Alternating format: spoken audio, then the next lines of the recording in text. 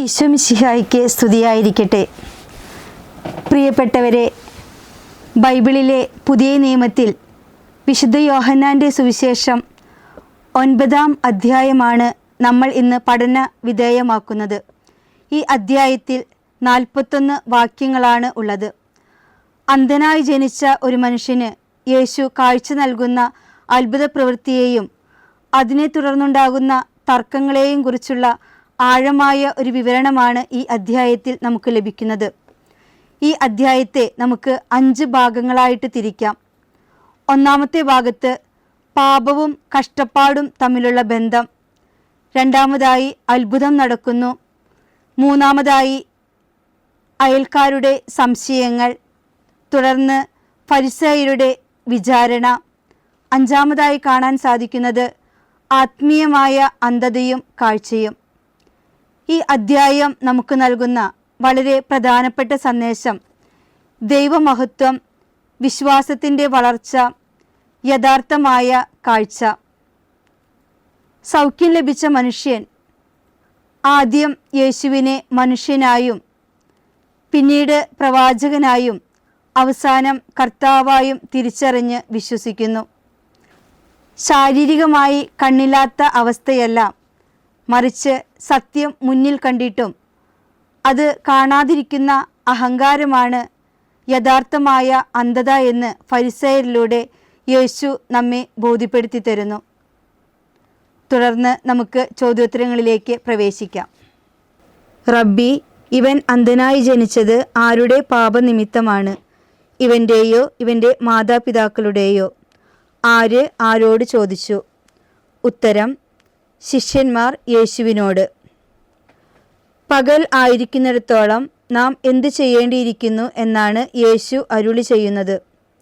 ഉത്തരം: എന്നെ അയച്ചവൻ്റെ പ്രവൃത്തികൾ. ലോകത്തിൽ ആയിരിക്കുമ്പോൾ താൻ എന്താണ് എന്നാണ് യേശു പറഞ്ഞത്? ഉത്തരം: ലോകത്തിൻ്റെ പ്രകാശം.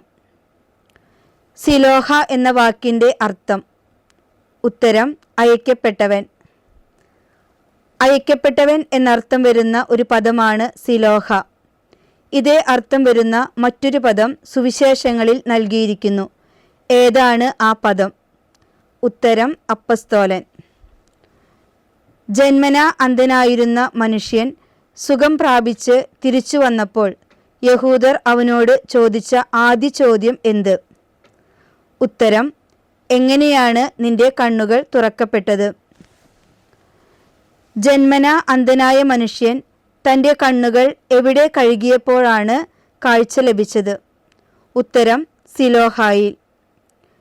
ജന്മനാ അന്ധനായ മനുഷ്യൻ്റെ കണ്ണുകൾ യേശു ചെളിയുണ്ടാക്കി പുരട്ടി തുറന്ന ദിവസത്തിൻ്റെ പ്രത്യേകത എന്ത്?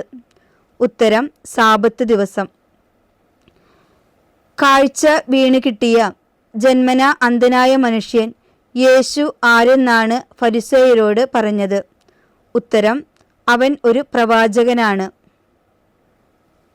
വിശുദ്ധ യോഹന്നാൻ്റെ സുവിശേഷം 9:6 തുല്യമായ മറ്റൊരു സുവിശേഷ ഭാഗം ഏത്? ഉത്തരം: വിശുദ്ധ മർക്കോസ് 7:33, 8:23. ജന്മനാ അന്ധനായ മനുഷ്യന് കാഴ്ച ലഭിച്ചത് ആരെ വിളിച്ച് ചോദിക്കുന്നത് വരെയാണ് യഹൂദർ വിശ്വസിക്കാതിരുന്നത്? ഉത്തരം: കാഴ്ച ലഭിച്ചവൻ്റെ മാതാപിതാക്കന്മാരെ. ഇപ്പോൾ അവൻ എങ്ങനെ കാണുന്നു എന്നും അവൻ്റെ കണ്ണുകൾ ആര് തുറന്നു എന്നും ഞങ്ങൾക്കറിഞ്ഞുകൂടാ. ആര് ആരോട് പറഞ്ഞു? ഉത്തരം: അന്ധൻ്റെ മാതാപിതാക്കൾ ഫരിസേയരോട്.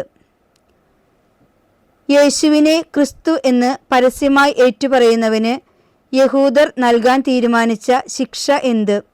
ഉത്തരം: സിനഗോഗിൽ നിന്ന് പുറത്താക്കുക. അന്ധനായിരുന്നവനെ യഹൂദർ വീണ്ടും വിളിച്ച് അവനോട് പറഞ്ഞത് എന്ത്? ഉത്തരം: ദൈവത്തെ മഹത്വപ്പെടുത്തുക. ആ മനുഷ്യൻ പാപിയാണെന്ന് ഞങ്ങൾക്കറിഞ്ഞുകൂടാ. ആരെക്കുറിച്ചാണ് ഇവിടെ പരാമർശിക്കുന്നത്? ഉത്തരം: യേശുവിനെ. ദൈവത്തെ മഹത്വപ്പെടുത്താൻ അന്ധനോട് പറഞ്ഞത് ആര്? ഉത്തരം: യഹൂദർ. നിങ്ങളും അവൻ്റെ ശിഷ്യരാകുവാൻ ഇച്ഛിക്കുന്നുവോ? ആര് ആരോട് ചോദിച്ചു? ഉത്തരം: അന്ധൻ യഹൂദരോട്. ജന്മനാ അന്ധനായിരുന്ന മനുഷ്യനെ ശകാരിച്ചുകൊണ്ട് യഹൂദർ ആരുടെ ശിഷ്യരാണ് എന്നാണ് പറഞ്ഞത്? ഉത്തരം മോശയുടെ.